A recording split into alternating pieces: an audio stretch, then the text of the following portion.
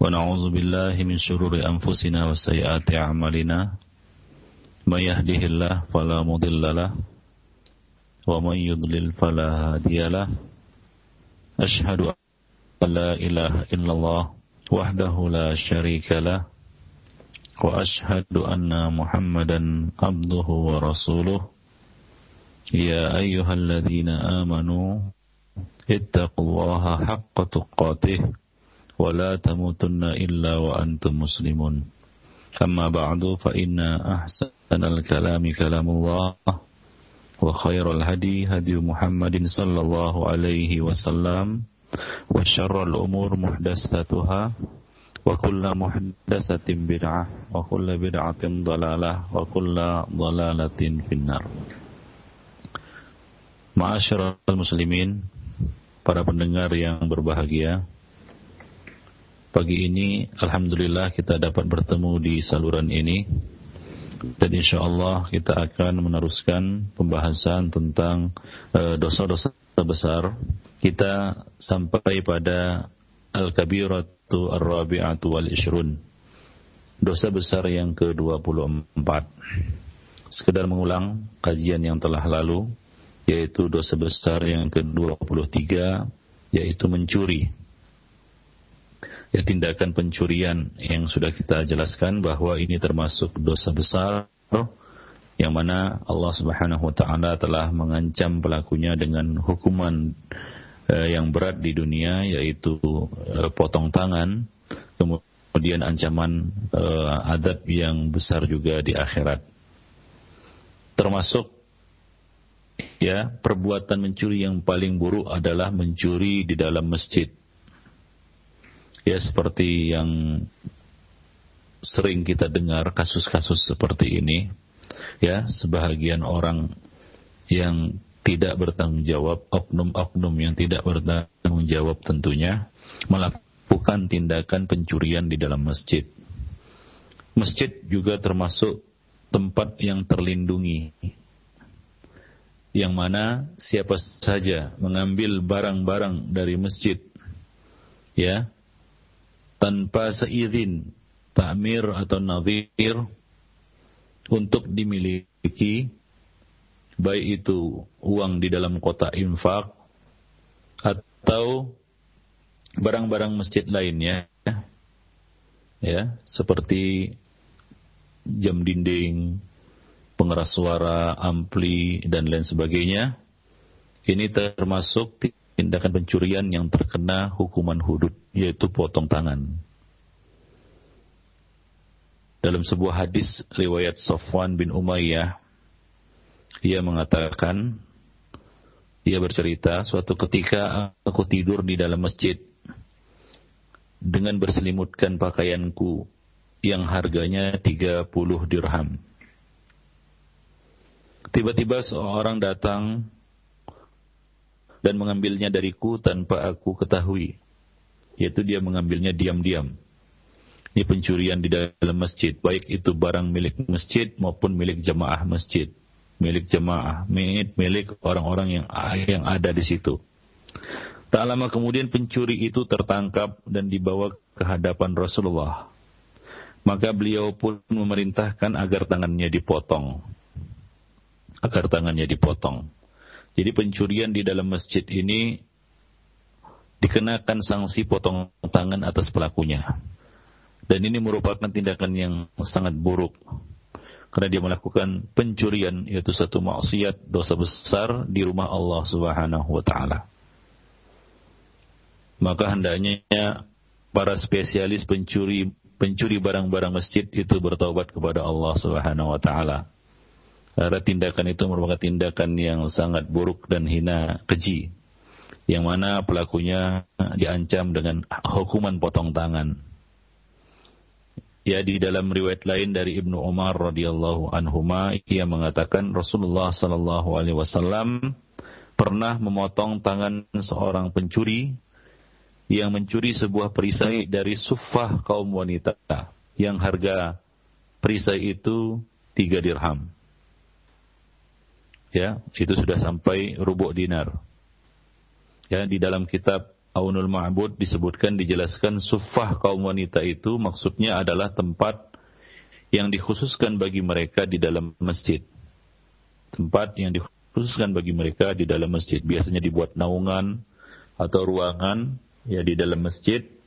Ya, di situ kaum wanita berkumpul. Nah, ada seorang yang mengambil ya barang dari tempat tersebut. Ya, ini artinya ya lingkungan masjid mulai dari halaman sampai dalam masjid itu masuk dalam wilayah masjid. Barang siapa yang mengambil sesuatu dari kita katakan masjid itu, maka itu termasuk kategori pencurian yang mewajibkan potong tangan atas pelakunya, yang menyebabkan jatuhnya hukum potong tangan atas pelakunya. Ya, misalnya dia mencuri sesuatu dari kamar nadhir atau ruangan nadhir, ruangan takmir atau gudang masjid. Nah, itu termasuk ya di dalam kategori pencurian yang menyebabkan pelakunya dipotong tangannya. Dan ini jelas termasuk dosa besar dan melanggar kehormatan masjid. Ikhwani fiddin, rahimani wa rahimakumullah jami'an. Karena di sana ada orang-orang yang spesialis mencuri masjid, yang mencuri barang-barang masjid. Ikhwani fiddin. Nah, ini sangat buruk dan sangat tercela. Demikianlah dosa besar yang ke-23 yang telah kita bahas pada kajian yang lalu. Nah, sekarang kita akan membahas dosa besar yang ke-24, yaitu qat'ut thariq. Qat'ut thariq ini maksudnya adalah menyebar teror ya dengan melakukan tindakan pencurian, pembunuhan atau menyebarkan rasa takut di tengah-tengah masyarakat dengan kekerasan. Ya, baik itu dalam bentuk gerakan pengacau keamanan atau GPK, bersenjata maupun tidak bersenjata. Ya, bersenjata maupun tidak bersenjata. Ya, masuk di dalamnya kelompok-kelompok separatis yang menyebarkan ancaman ya kepada masyarakat, baik itu pembunuhan, pencurian, pemerkosaan dan lain sebagainya. Dan termasuk juga geng-geng motor yang banyak sekarang ini bermunculan yang menyebarkan rasa takut di tengah-tengah masyarakat. Ini termasuk bentuk qat'ut thariq. Walaupun pada asalnya qat'ut thariq ini adalah para penyamun yang sering mencegat orang-orang yang melintas dan mengambil barang-barang mereka. Nama lain bagi perbuatan qat'ut thariq ini adalah al-hirabah. Ya, al-hirabah yaitu keluarnya ya kelompok orang bersenjata di negeri Islam atau di negeri Muslim dengan tujuan untuk mengadakan kerusuhan, ya, kemudian teror, menumpahkan darah manusia, merampas harta, menodai kehormatan dan merusak hak milik properti milik orang lain. Ya. Nah, selain dilakukan secara berkelompok, kejahatan ini bisa juga dilakukan secara perorangan. Ya. Misalnya jika seorang memiliki kekuasaan dan kekuatan yang berlebih dan dia dapat mengalahkan kelompok-kelompok lain, ya, dengan menumpahkan darah, merusak harta, ya, maka ia bisa dikategorikan sebagai seorang muharib, ya, seorang muharib. Ya, termasuk di dalamnya sebagaimana yang kita sebutkan tadi ya, geng-geng motor, GPK, kaum separatis, dan termasuk juga di dalamnya kelompok-kelompok mafia, ya, kelompok-kelompok mafia, organisasi OKP yang menebar teror di tengah-tengah masyarakat, memalak para pedagang dan mengancam mereka dan lain sebagainya. Ya, nah, jadi masuk dalam kategori hirabah ini adalah berbagai kelompok penjahat, ya, misalnya ya para pembunuh bayaran, penculik anak, pencuri yang membobol rumah, ya, penculik anak perempuan atau perawan untuk dinodai, diperkosa, ya, atau para pembunuh, para pemimpin, yaitu orang-orang yang melakukan kudeta, ya, untuk untuk merebut kekuasaan, ya, kemudian juga pengganggu stabilitas keamanan, rusak lahan bercocok tanam, pembunuh binatang ternak dan seterusnya. Nah, ini termasuk kategori al-hirabah atau qat'ut thariq. Nah, kata hirabah sendiri ini diambil dari kata al-harb, yaitu perang. Sebab orang-orang ini ya sudah keluar dari tatanan hukum yang berlaku. Keluar dari apa? Dari ketentuan hukum, ya, dari hukum yang berlaku. Kemudian mereka melakukan tindakan di luar hukum, ya, yang melanggar hukum. Nah, di satu sisi pelakunya telah dianggap memerangi manusia atau masyarakat, ya, dan di sisi lain ia telah melanggar aturan-aturan Islam, hukum-hukum Islam yang diturunkan untuk mewujudkan keamanan dan keselamatan bagi masyarakat dan menjaga hak-hak mereka, baik diri, harta, ya, maupun jiwa mereka. Nah, jadi upaya gerakan-gerakan pengacau keamanan seperti ini dianggap sebagai tindakan memerangi. Maka dari kata tersebutlah diambil, ya, istilah al-hirabah, ya, al-hirabah. Nah, al-hirabah atau qat'ut thariq ini merupakan tindakan kriminal yang sangat keji, ya, sangat keji. Bahkan dianggap sebagai bentuk kejahatan yang terbesar. Oleh sebab itu Al-Quran menggunakannya dengan ungkapan yang sangat tegas, paling tegas terhadap orang yang terlibat di dalamnya. Al-Quran menggolongkan mereka sebagai orang-orang yang memerangi Allah dan Rasul-Nya, yang berusaha menimbulkan kerusakan di atas muka bumi. Dan Allah Subhanahu wa Ta'ala juga telah menetapkan atau menjatuhkan hukum yang berlipat ganda, ya, atas perbuatan ini, tidak seperti tindakan kriminal lainnya. Dasar dalam masalah ini adalah firman Allah Subhanahu wa Ta'ala. Allah Subhanahu wa Ta'ala berfirman, yaitu dalam surat Al-Maidah ayat 33. Innama jazaa'ul ladzina yuharibuna Allah wa rasulahu wa yas'auna fil ardi fasadan ay yuqattalu aw yusallabu aw tuqatta'a aydihim wa arjuluhum min khilaf aw yunfau minal ard dzalika lahum khizyun fid dunya wa lahum fil akhirati 'adzabun 'adzim. Sesungguhnya pembalasan terhadap orang yang memerangi Allah dan Rasul-Nya dan membuat kerusakan di atas muka bumi adalah mereka dibunuh atau disalib atau dipotong tangan dan kaki mereka dengan bertimbal balik atau dibuang dari negeri tempat kediamannya. Yang demikian itu sebagai suatu penghinaan untuk mereka di dunia, dan di akhirat mereka memperoleh siksaan yang sangat besar.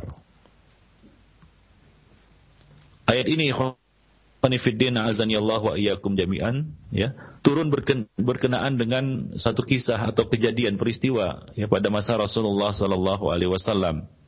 Ya, diriwayatkan dari Abu Kilabah dari Anas bin Malik bahwa ada beberapa orang dari suku Uqal atau Urainah yang datang ke Madinah. Mereka ingin bertemu Nabi dan ingin masuk Islam, dan Nabi menerima mereka dengan baik dan mereka dianggap sebagai tamu. Namun karena mereka tidak terbiasa dengan cuaca kota Madinah, mereka pun terserang sakit.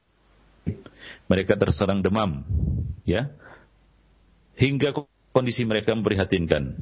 Maka Nabi pun memerintahkan para tamu ini, ya, mereka untuk mendatangi penggembala unta, ya, yang menggembala kambing di luar kota Madinah, untuk memilihkan bagi mereka unta yang banyak air susunya, agar mereka dapat minum air seni unta itu dan susu unta itu.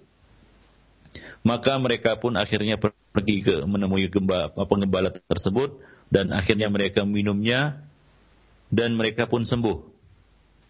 Ya, mereka pun sembuh. Nah, setelah mereka sembuh, setelah mereka pulih dari sakit mereka, mereka malah membunuh penggembala unta tersebut dan merampas, membawa pergi hewan-hewan gembalaannya, unta-unta yang digembalakannya. Maka keesokan harinya peristiwa itu didengar oleh Rasulullah sallallahu alaihi wasallam. Sampai berita itu kepada Rasulullah, maka beliau pun mengutus pasukan kecil untuk melacak jejak mereka. Nah, kemudian sebelum siang orang-orang itu berhasil ditangkap dan langsung dibawa ke hadapan Rasulullah.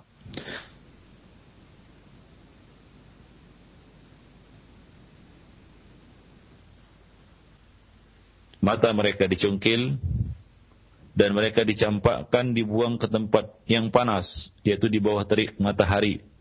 Orang-orang itu minta minum tapi tidak diberikan minum.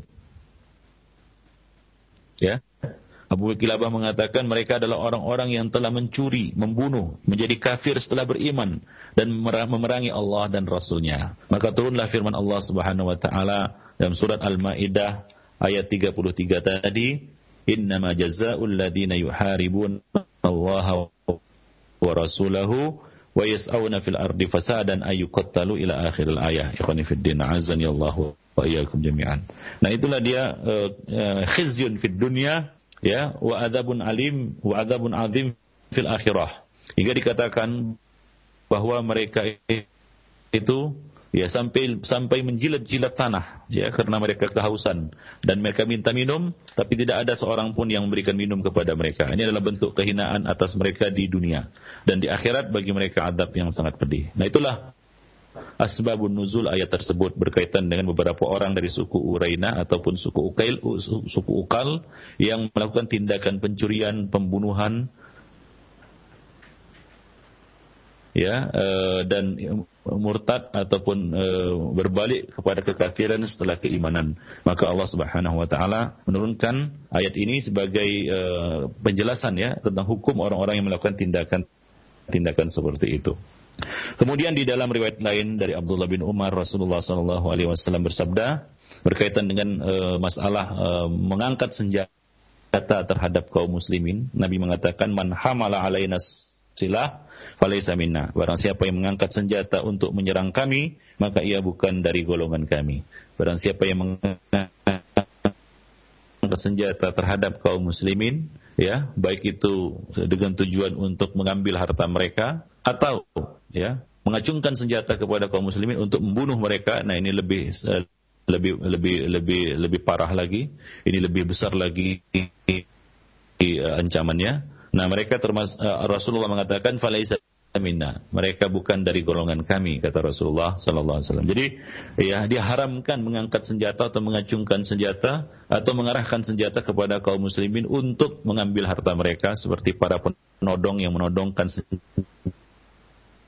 senjata, ya, melakukan tindakan kekerasan, ya, pencurian yang disertai dengan tindakan kekerasan. Ini masuk dalam kategori qat'ut thariq atau al-hirabah, ya, atau al-hirabah. Al-Hafiz Ibnu Hajar Al-Asqalani mengatakan, ya, makna dari bukan dari golongan kami adalah tidak berada di atas sunnah kami, tidak berada di atas jalan kami. Dan Rasulullah SAW juga mengatakan dalam hadis yang lain, "Man kharaja minat ta'ah wa faraqal jamaah famata mata mitatan jahiliyah." Barang siapa yang keluar dari ketaatan, memisahkan diri dari jamaah lalu mati, maka ia mati secara jahiliyah. Ini orang-orang yang faraqal jamaah. Nah, orang-orang yang melakukan tindakan hirabah, gerakan pengacau keamanan, kaum separatis, ya, ini termasuk orang-orang yang menyempal dari jemaah kaum muslimin, yang mana mereka diancam dengan ancaman hukum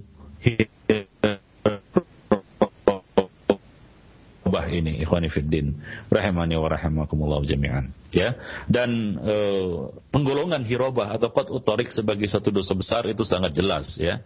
Ya, bahkan kita katakan agama-agama di luar Islam, ya, juga memandang perbuatan ini sebagai suatu perbuatan yang keji dan aniaya, sangat zalim, yaitu melakukan menebar rasa takut dan meneror, ya, ke masyarakat, ya, hingga terancam keamanan mereka, ya, terancam harta benda mereka, bahkan terancam jiwa raga mereka. Nah, semua manusia, semua umat manusia menganggap ini adalah suatu perbuatan yang sangat keji. Demikian juga di dalam Islam, ini termasuk dosa besar. Ikhwani fiddin, azani Allah wa iyyakum jami'an. Walaupun pelakunya mengatasnamakan syariat Islam, seperti mereka melakukan tindakan pencurian dengan alasan untuk dana jihad, misalnya, ya, atau melakukan tindakan teror untuk menegakkan syariat, katanya. Nah, ini termasuk, ya, al-hirabah, ya, ini termasuk al-hirabah. Ya, mereka melakukan itu di negeri yang berdaulat, di negeri yang dipimpin oleh seorang muslim, dan negeri itu adalah negeri muslim, ditegakkan di dalamnya syiar Islam yang zahir, yang nyata, ya, di antaranya rukun Islam yang 5, salat 5 waktu, ya, puasa Ramadan, zakat dan haji ditegakkan dan diurus dan diatur oleh negeri itu. Maka tindakan-tindakan mengacau keamanan, ya, mengancam keselamatan orang lain, mengancam harta benda orang lain, atau mengancam ketenangan dan keamanan orang lain, ini termasuk dalam kategori qat'ut thariq atau al-hirabah. Ikhwani fid din, azani Allah wa iyyakum jami'an. Nah, tentunya al-hirabah ini, ya, dilakukan oleh orang-orang yang mukallaf, ya, yang baligh dan berakal. Ya, anak-anak ini tidak masuk di dalamnya, ya. Mereka tidak dikenakan hukum hirabah, hukum hudud berkaitan dengan hirabah ini. Jadi orang-orang yang terlibat di dalam hirabah ini dikatakan dia itu qutta'ut thariq jika ia sudah mukallaf. Nah, kemudian apakah hirabah ini harus dengan senjata atau tidak disyaratkan membawa senjata? Karena sebagian ulama mengatakan baru dikatakan hirabah, baru dikatakan sebagai gerakan pengacau keamanan, ya, apabila kelompok itu, gerakan itu menggunakan senjata. Kalau tidak menggunakan senjata, tidak dikatakan gerakan pengacau keamanan. Ya, kita katakan ikhwani fid din, azani Allah wa iyyakum jami'an. Ya, ini pendapat sejumlah ahli fikih, ya. Mereka mensyaratkan orang yang melakukan hirabah ataupun qat'ut thariq ini memiliki senjata, ya. Alasan mereka, ya, bahwa kekuatan yang dapat mereka andalkan ketika berbuat kejahatan adalah senjata. Ya, jika tidak membawa senjata berarti mereka bukan pelaku hirabah. Nah, namun pendapat yang rajih, yang lebih mendekati kebenaran adalah bahwa tidak disyaratkan harus membawa senjata. Apabila makna hirabah atau qat'ut thariq sudah terpenuhi, maka tidak disyaratkan, tidak ada pensyaratan pelakunya harus bawa senjata baru dikatakan hirabah. Ya, alasannya adalah, ya, pembunuhan dapat dilakukan dengan menggunakan alat selain senjata. Ya, seperti geng-geng motor itu dia tidak bawa senjata, dia bawa rantai besi, kan begitu, ya. Dia bawa pipa besi, dia bawa kayu pentungan dan lain sebagainya. Yang itu tidak dikategorikan sebagai senjata. Nah, demikian. Tapi itu bisa membunuh juga. Misalnya menggunakan racun, api, dan alat-alat lain. Nah, selain itu, ya, diketahui bahwasanya efek yang ditimbulkan oleh, ya, alat-alat yang bukan senjata ini kadang-kadang lebih besar dibandingkan dengan senjata itu sendiri. Ikhwani fiddin, rahimani wa rahimakumullah jami'an. Apalagi sekarang ini, ya, kita tindakan meneror itu biasanya dilakukan dengan alat-alat yang bukan senjata, karena kalau senjata akan terkena razia. Maka mereka menggunakan alat-alat yang tidak tergolong senjata. Nah, dalam hal ini, ya, ikhwani fiddin, azani Allah wa iyyakum jami'an, ya, Ibnu Hazm Al-Zahiri, ya, telah menyebutkan di dalam kitabnya, ya, di dalam kitab Al-Muhalla, ya, beliau menyentumkan hadis Abu Hurairah radhiyallahu anhu, ya, yang mengatakan Rasulullah sallallahu alaihi wasallam bersabda. Rasulullah sallallahu alaihi wasallam bersabda, barang siapa di antara umatku yang keluar, yaitu memisahkan diri untuk menyerang masyarakat atau untuk menyerang kaum muslimin, membunuh orang-orang yang baik dan saleh, ya, dan yang jahat di antara mereka, yaitu membunuh siapa saja,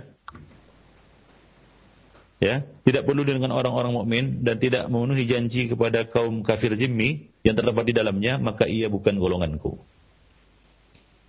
Ya, ia tidak termasuk dari golonganku. Jadi orang-orang yang membunuh kaum muslimin dan bahkan orang-orang kafir zimmi, orang-orang kafir musta'min, ya, yang mendapatkan perlindungan, ya, dari penguasa kaum muslimin, ya, dari waliul amri, ya, dari ulil amri, ya, maka Nabi mengatakan falais minna, ia bukan dari golonganku. Dalam hadis lain Nabi mengatakan aku berlepas diri dari mereka. Nah, Rasulullah sallallahu alaihi wasallam di sini mengungkapkan sabda beliau secara umum, yaitu dengan menggunakan kata ad-darb, ya, ad-darb, ya, memukul, ya, tanpa menyebutkan senjata. Karena memukul itu bisa tanpa senjata dan itu bisa mematikan juga, ya, atau alat pembunuh lainnya. Nah, dengan demikian, ya, dapatlah kita katakan bahwa al-hirabah ini tidak disyaratkan harus membawa senjata. Ikhwani fiddin, rahimani wa rahimakumullah jami'an. Ya, Ibnu Hazm mengatakan, maka benarlah apa yang telah kami jelaskan sebelumnya, bahwa pelaku hirabah adalah orang yang bertindak sewenang-wenang, membuat para pengguna jalan ketakutan, membuat kerusakan di muka bumi, baik dengan senjata maupun tanpa senjata, baik dilakukannya pada malam hari maupun siang hari, baik dilakukannya di kota maupun di luar kota, misalnya di padang Sahara, ya, di tengah hutan, ya, di dalam masjid atau di mana saja. Tak peduli apakah mereka tujuannya untuk menggulingkan pemerintahan, ya, dan menaikkan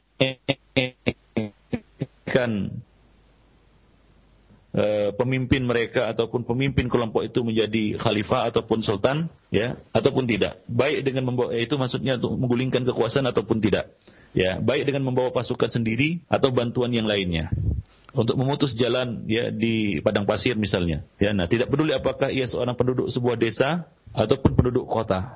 Nah, jadi itu semua termasuk kategori qat'ut thariq. Jadi setiap yang melakukan hirabah terhadap orang yang melintas, meneror orang di jalan dengan pembunuhan, perampasan harta, dengan mencederai orang, merusak kehormatan, ini disebut muharib. Ya, nah demikian ikhwan fillah rahimani wa rahimakumullah jami'an. Nah, dalam hal ini Syekhul Islam Ibnu Taimiyah juga telah menjelaskan di dalam Majmu'ul Fatawa. Beliau mengatakan apabila sekelompok orang melakukan tindakan hirabah, ya, tindakan teror dengan memakai tongkat, ya, atau batu yang dilemparkan dengan bedil, dengan dengan ketapel, ya, dan lain sebagainya, maka mereka dianggap sebagai muharib. Nah, ada pendapat yang dinukil dari sejumlah ulama yang menjelaskan bahwa tidaklah dianggap hirabah apabila dilakukan tanpa menggunakan senjata. Nah, bahkan sebagian ulama menukil ijma' tentang penetapan kata hirabah ini jika menggunakan senjata tajam dan berat. Nah, demikian. Ada atau tidaknya perbedaan pendapat dalam perkara ini? Ya, namun yang benar, yaitu yang rajih, yang layak dijadikan pegangan adalah pendapat mayoritas ulama, yaitu siapa saja yang menyerang untuk mengambil harta, bagaimanapun caranya, baik dengan senjata maupun tidak dengan senjata, telah dianggap sebagai muharib, ya, sebagai muharib, yaitu qati', qutta'ut thariq. Sama halnya dengan orang-orang kafir yang memerangi kaum muslimin dengan berbagai cara. Ya, mereka tetap dianggap sebagai kafir harbi. Nah, sebaliknya kaum muslimin yang berperang melawan kaum musyrikin dengan pedang, tombak, panah, batu ataupun tongkat disebut mujahid fi sabilillah. Nah, demikian.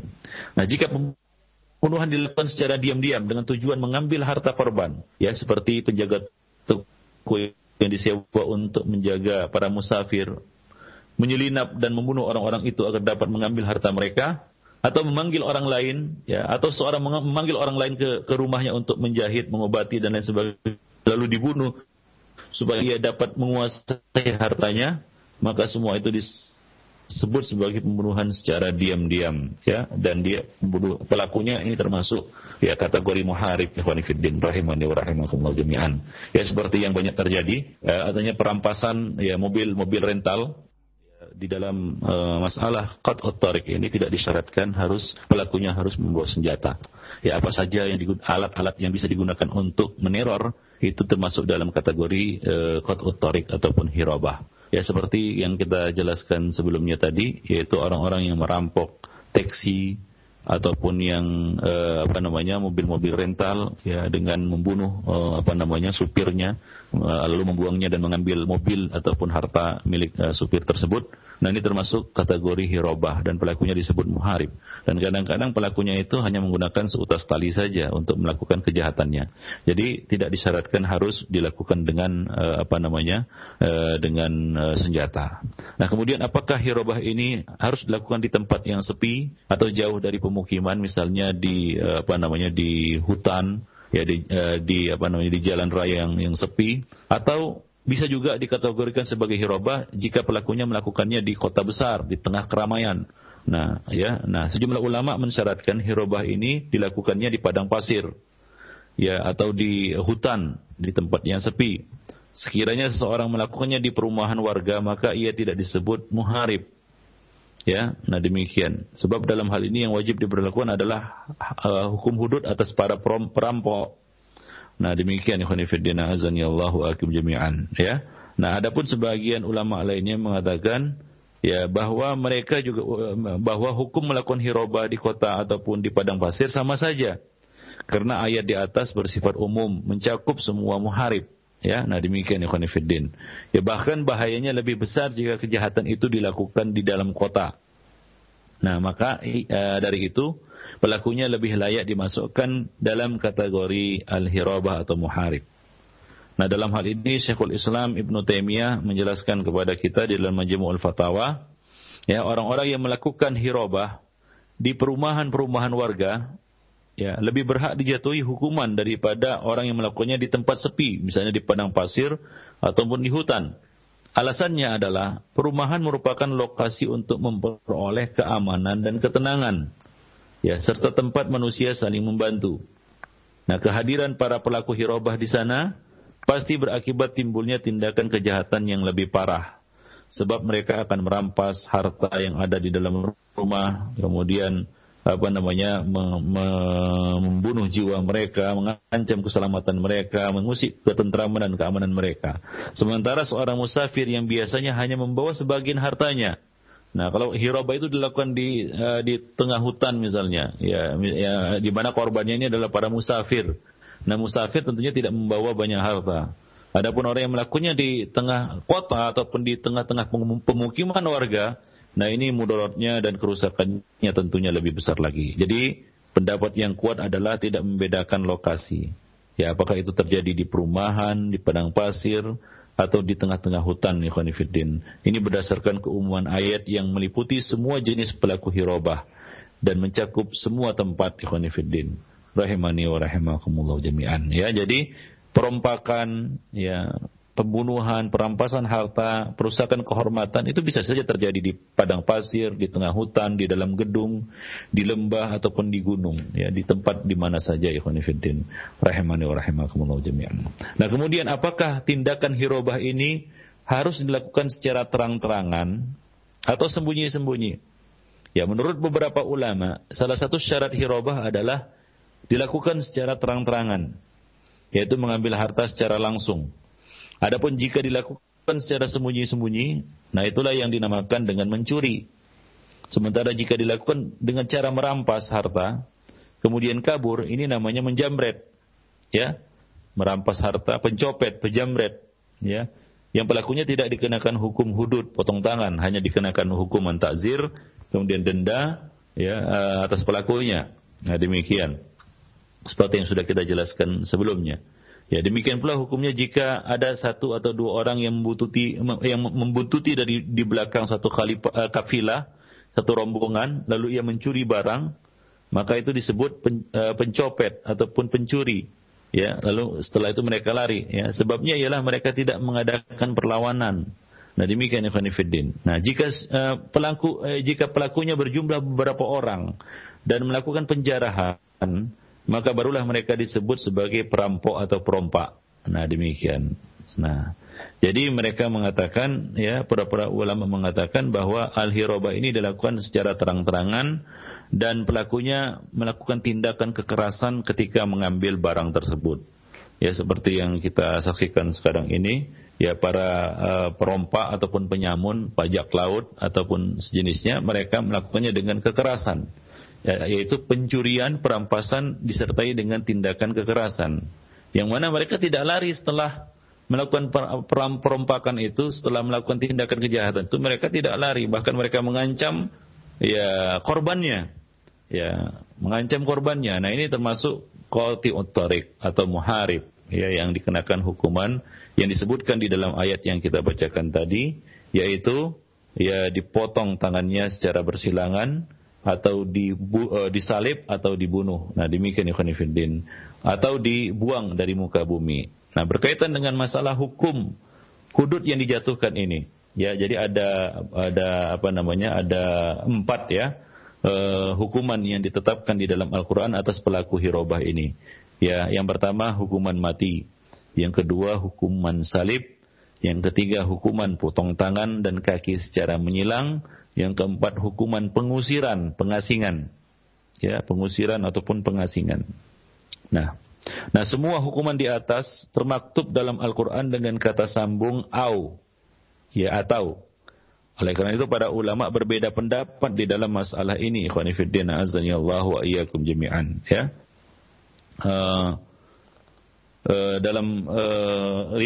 Dalam satu riwayat ya dari Atiyah ya dan yang lainnya mereka mengatakan bahwa au di sini fungsinya adalah litakhyir. Ya, ini adalah pendapat Ibnu Abbas. Ya, au udkhilat litakhyir dan maknanya adalah ibahah, yaitu insya'al imam qadal wa insya'a salab wa insya'a nafa. Nah, ini adalah pendapat Al-Hasan, Sa'id, Ibn Musayyib dan Mujahid. Jadi hukumannya diserahkan kepada imam untuk memilih apakah pelaku hirabah ini dijatuhi hukuman mati, apakah disalib, apakah dibuang ataupun dipenjara ataukah dipotong tangannya.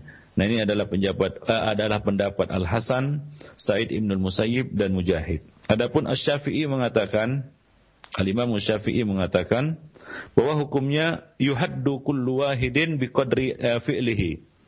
Bahwa pelakunya dihukum menurut kadar perbuatannya. Ya. Menurut kadar perbuatannya. Ya, barang siapa. Jadi murattabah lil hukmi ikhtilafil jinayat. Ya, hukum itu ditetapkan berdasarkan kejahatan, jenis kejahatan yang dilakukannya. Ya, faman qatala wa akhadhal mal qutila wa sullib. Jika kejahatannya itu adalah dia membunuh dan mengambil harta, yaitu mencuri, merampas disertai dengan pembunuhan, maka hukumnya adalah qatlun wa salbun. Ya, dia dibunuh dan disalib. Dia dibunuh dan disalib.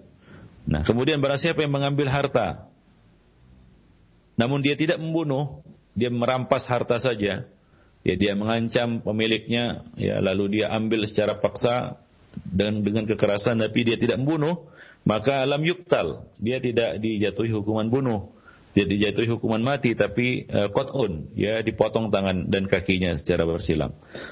Wa man safakat dima wa kaffa anil amwal qutila, barang siapa yang membunuh, ya para quta'ut thariq yang membunuh tapi dia tidak merampas harta, maka hukumannya adalah qatlun, yaitu dia dihukum mati. Ya, wa man akhafa sabil wa lam yaqtul, barang siapa yang menebar teror ataupun rasa aman, ya, menebar teror dan mengacaukan keamanan, ya, tapi dia tidak membunuh dan tidak mengambil harta, ya, seperti orang-orang OKP organisasi kepemudaan yang menebar teror, yang mengganggu keamanan dan ketentraman masyarakat, tapi dia tidak membunuh dan tidak juga mencuri, maka hukumannya adalah nafyun minal ardi, yaitu dia dibuang ataupun dipenjara. Nah, demikian ikhwan fillah rahimani wa rahimakumullah jami'an, dan ini adalah pendapat Al-Imam Asy-Syafi'i dan inilah pendapat yang lebih kuat, wallahu alam bisawab. Nah, di dalam kitab Ar-Rawdatun Nadiyah, jadi yang rajih adalah tafsil, ya hukuman itu dijatuhkan secara tafsil, perincian, bukan takhir pilihan.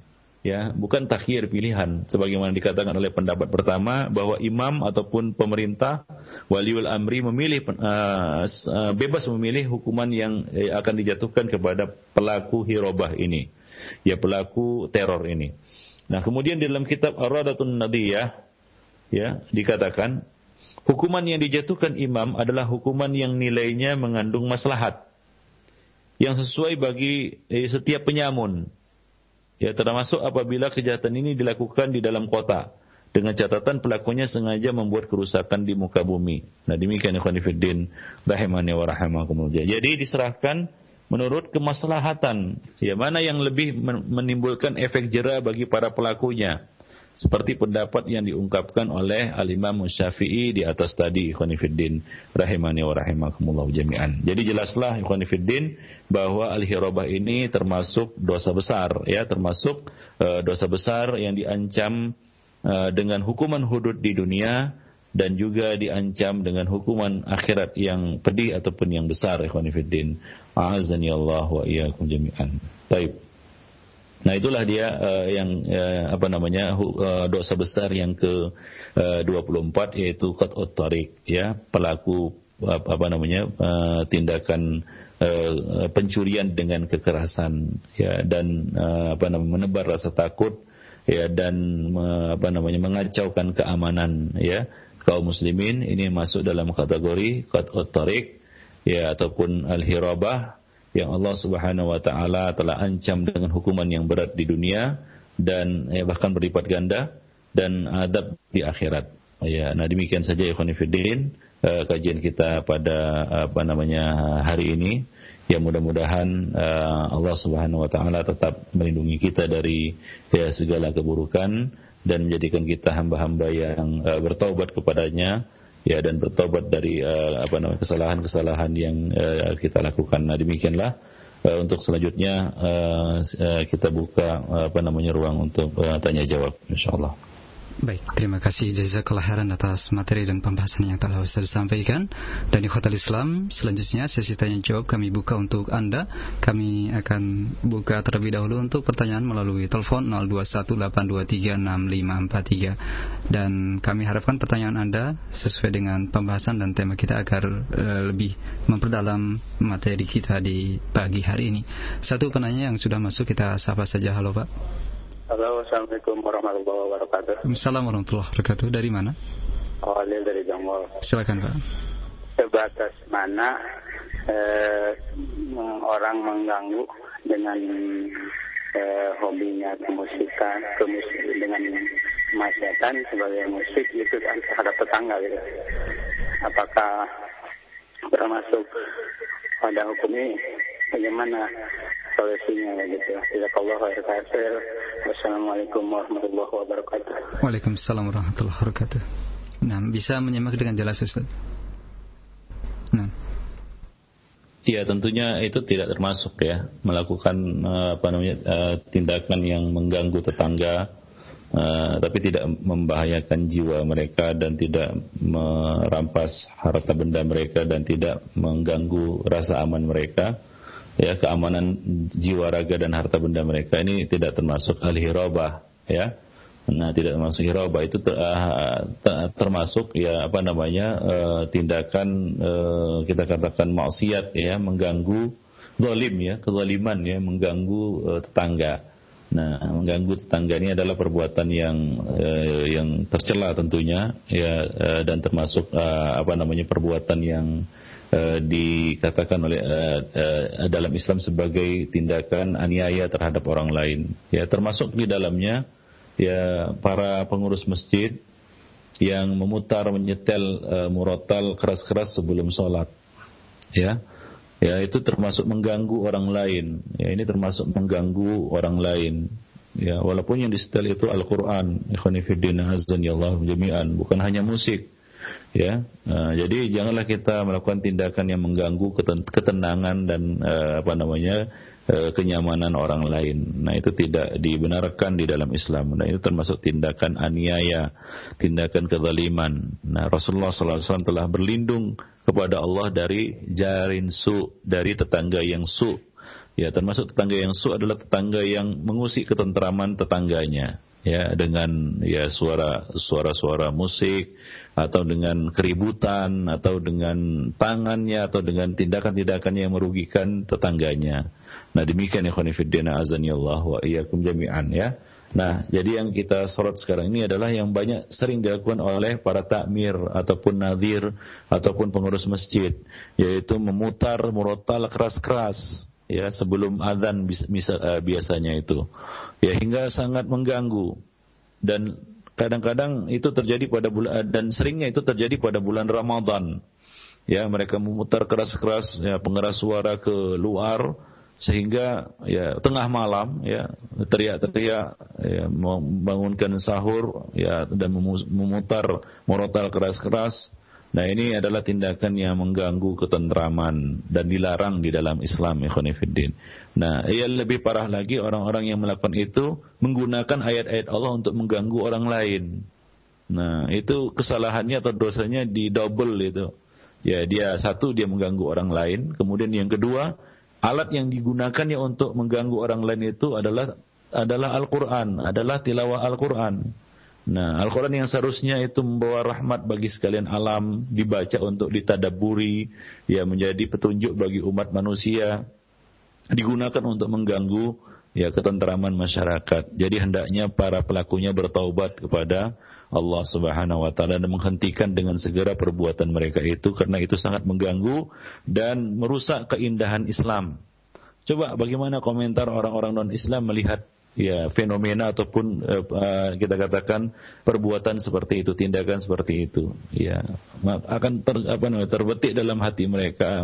Hati mereka akan bergumam, oh ternyata agama Islam ya dibolehkan mengganggu orang lain. Nah, tentunya tidak demikian. Islam terlepas dari itu, dan para pelakunya juga tidak termasuk melakukan ajaran Islam. Nah, demikian ikhwan fillah rahimani wa rahimakumullah jami'an. Jadi hendaknya tindakan-tindakan semacam itu bisa dihentikan. Ya, bukan hanya seperti yang ditanyakan tadi ya seorang tetangga mengganggu tetangganya dengan mutar musik. Ya, termasuk di dalamnya juga para masjid-masjid yang mutar keras-keras murotal sebelum sholat itu, atau waktu-waktu yang lainnya hingga mengganggu tetangga masjid, bahkan itu terdengar sampai jauh dan sangat mengganggu. Ikhwani fiddina azanillahu wa iyyakum jami'an. Wallahu a'lam bishawab. Baik, terima kasih atas jawaban Ustaz. Selanjutnya di kesempatan kedua sudah ada Ibu Rini di Sela Panjang. Silakan Bu Rini. Halo, Assalamualaikum Ustaz. Waalaikumsalam warahmatullahi wabarakatuh. Silakan ke inti pertanyaannya, Bu. Ya, saya kan sering kadang keluar rumah beli kebutuhan gitu kan. Terus ada laki-laki gitu yang pakai parfum, harum-harumnya menyengat banget gitu. Terus saya merasa uangnya tuh memikirkan saya kok enak banget gitu baunya, pakai parfum apakah boleh kayak gitu Ustaz? Ya, pertanyaannya bagaimana Bu? Disingkat saja Bu. Apakah boleh saya hirup bau dari wangi laki-laki tersebut itu Ustaz? Baik. Nah, terima kasih Ibu. Pertanyaannya jazakillah khairan. Bagaimana Ustaz menyikapi pertanyaan Ibu tadi? Ya, laki-laki dibolehkan memakai parfum keluar rumah, berbeda dengan wanita. Ya. Jadi ya laki-laki itu tidak ada salahnya dia pakai parfum, keluar rumah pakai parfum. Bahkan ya Nabi melakukannya dan menganjurkan agar parfum laki-laki itu menyengat baunya dan ringan warnanya. Ya, cuma masalahnya bagi wanita ya antara mencium dan tercium. Ya, kalau sengaja menciumnya ya itu tidak juga bagus ya, itu bukan termasuk perbuatan yang terpuji ya. Mencium-cium minyak wangi yang dipakai oleh pria. Tapi kalau tercium tanpa sengaja mencium-ciumnya begitu ya. Nah ya kita katakan namanya juga tercium, tidak bermaksud untuk menciumnya ya, karena wanginya menyengat ya, ataupun wanginya nyata ataupun jelas ya bisa tercium ya, maka ya tidak ada masalah di situ ya. Cuma janganlah kita sengaja dekat-dekati dia untuk mencium parfumnya. Nah, ini tentunya tidak boleh dilakukan oleh seorang wanita. Karena itu bisa menjatuhkan martabatnya, kehormatannya, dan juga bisa menyebabkan terjadinya fitnah. Yaitu dia dekat-dekat dengan laki-laki itu. Wallahu a'lam bishawab.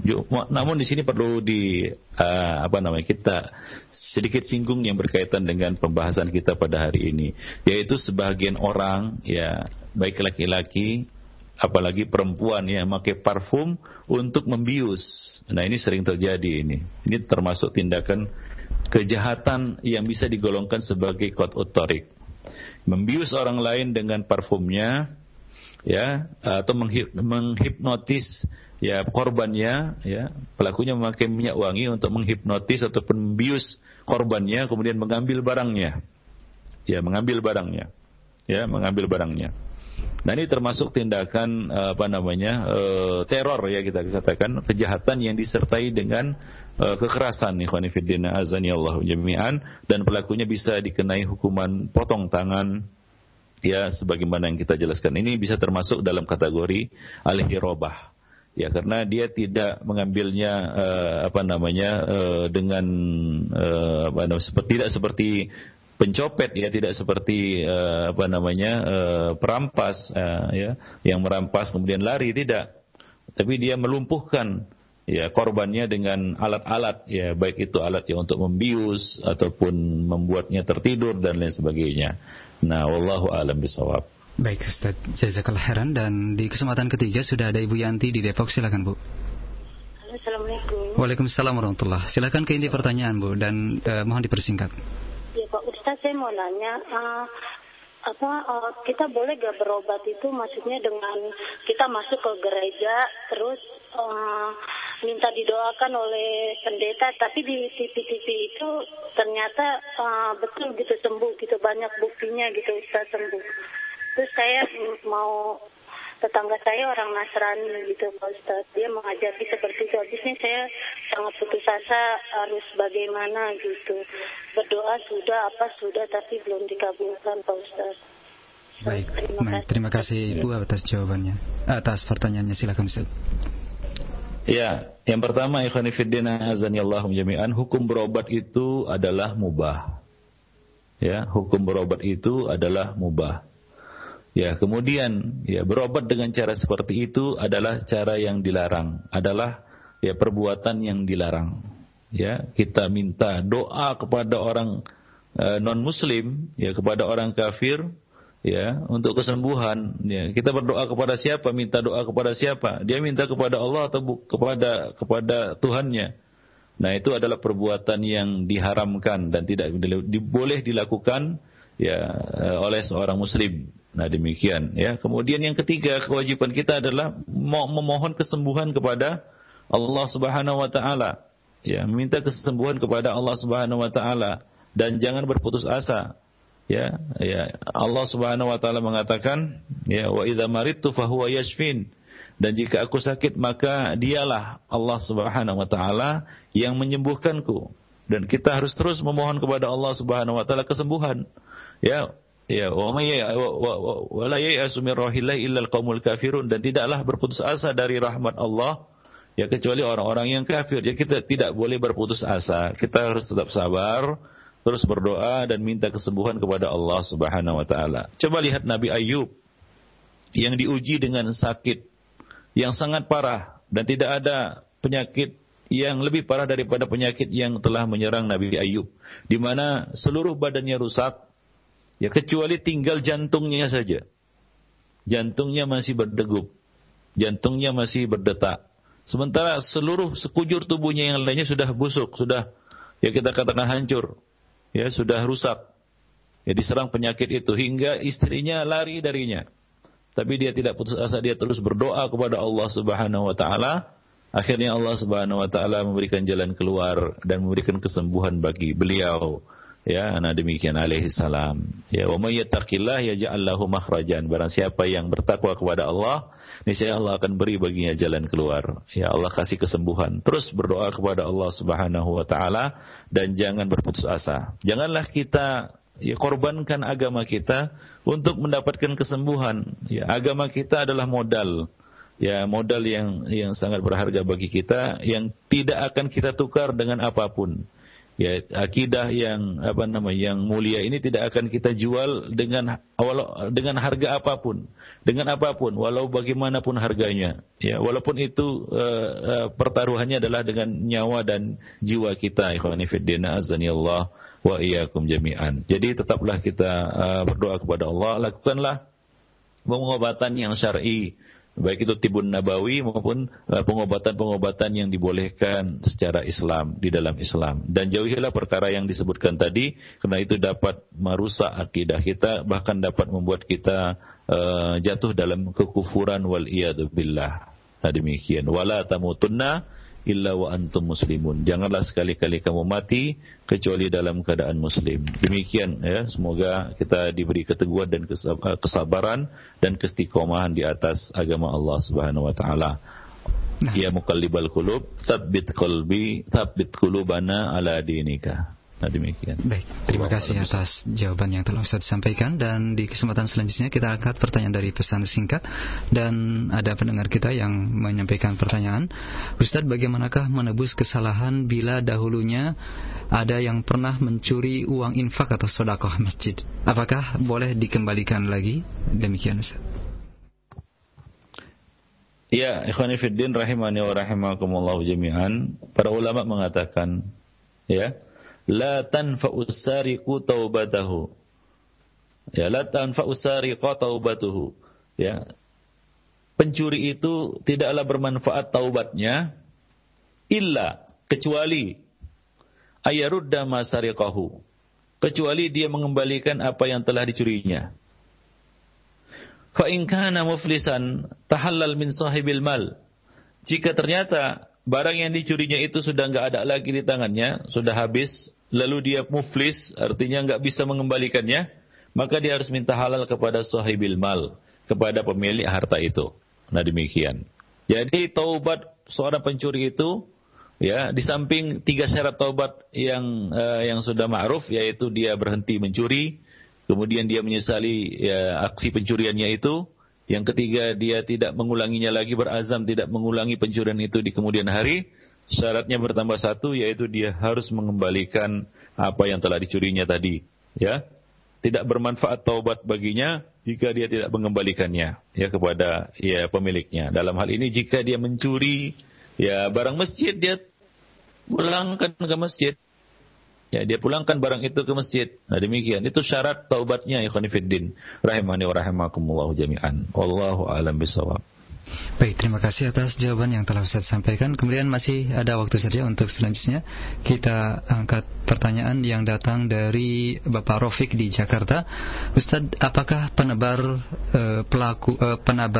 paku maksudnya di jalanan yang menyebabkan ban motor dari para pengguna jalan bocor, bahkan sampai diantaranya yang harus diganti bannya, apakah termasuk dari pelaku qat'ut thariq, Ustaz? Jazakallah khairan. Ulangi lagi.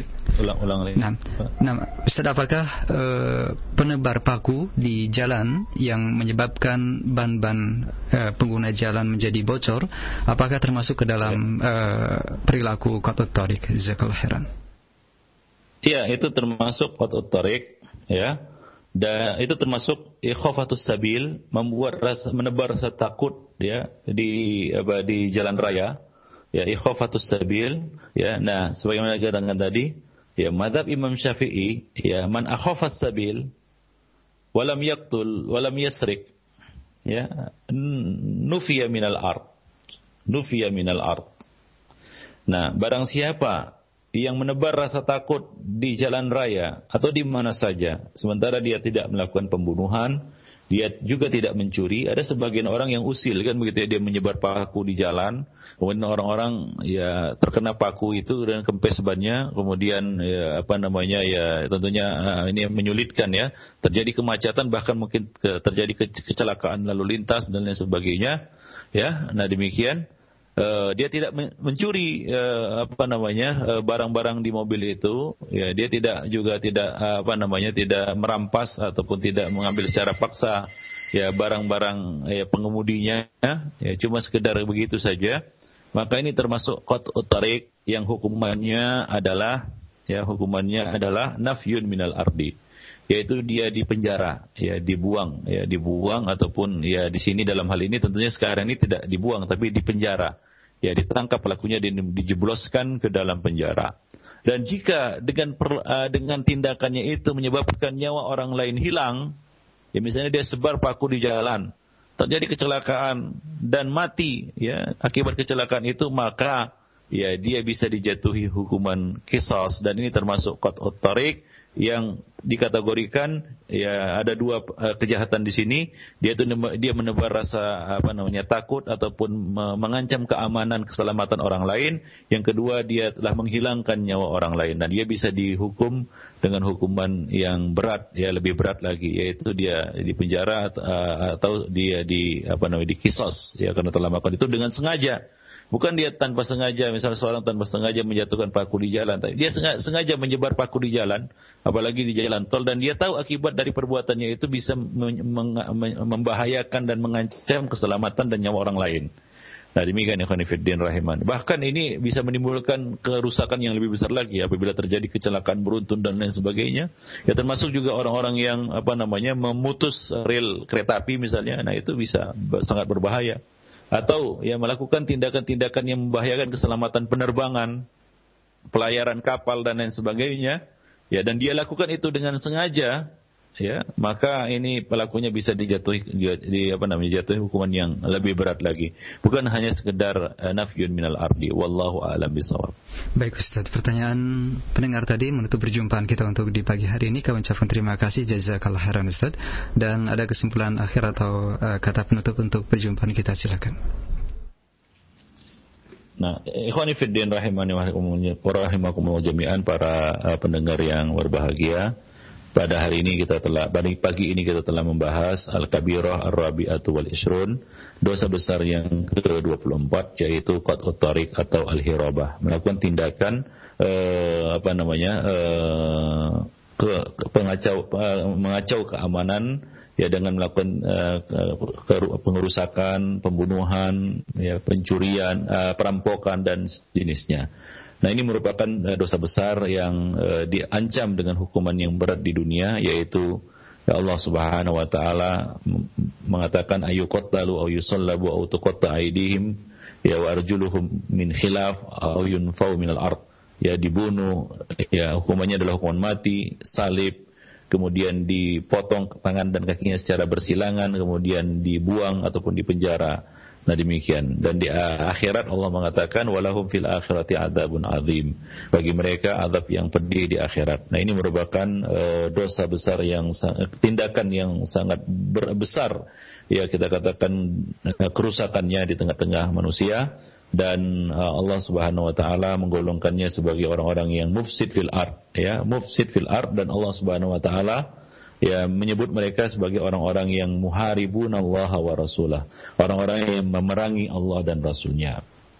Maka kewajiban pemerintah, bahkan kewajiban ya masyarakat dan umat ya manusia untuk mencegah tindakan hirobah ini, ya, teror, ya, kemudian gerakan pengacau keamanan dan ya sejenisnya. Ya, jadi di sini pemerintah maupun masyarakat sama-sama bertanggung jawab dalam memelihara ya hukum, ya, tatanan hukum, menciptakan stabilitas keamanan, ya, melindungi hak-hak individu, ya, berupa darah, harta dan kehormatan. Nah, dengan demikian jika ada kelompok yang melakukan penyimpangan, menakut-nakuti pengguna jalan, menyamun, meneror, ya, gerakan separatis, membuat kekacauan di tengah-tengah masyarakat, maka pemerintah harus memerangi mereka. Walaupun mereka melakukannya atas dasar dengan alasan melakukan syiar Islam atau melakukan kewajiban agama. Seperti misalnya sekarang ini, ya, sebagian kelompok yang melakukan itu mengatasnamakannya sebagai jihad. Nah, ini bukan jihad, bahkan ini merupakan tindakan hirobah, tindakan kriminal yang meresahkan masyarakat, dan dalam hal ini pemerintah dan segenap umat harus sama-sama memerangi dan mencegah perbuatan mereka. Nah, demikianlah ikhwan fillah azani Allah jami'an. Semoga Allah Subhanahu wa taala melindungi kita semua, melindungi kaum muslimin dari tindakan-tindakan zalim ataupun keji seperti ini, dan Allah Subhanahu wa taala menjauhkan kita dari perbuatan itu. Nah, demikianlah, lebih dan kurang saya mohon maaf. Aqulu qouli hadza wa astaghfirullah li wa lakum wa lisa'iril muslimin innahu huwal ghafurur rahim.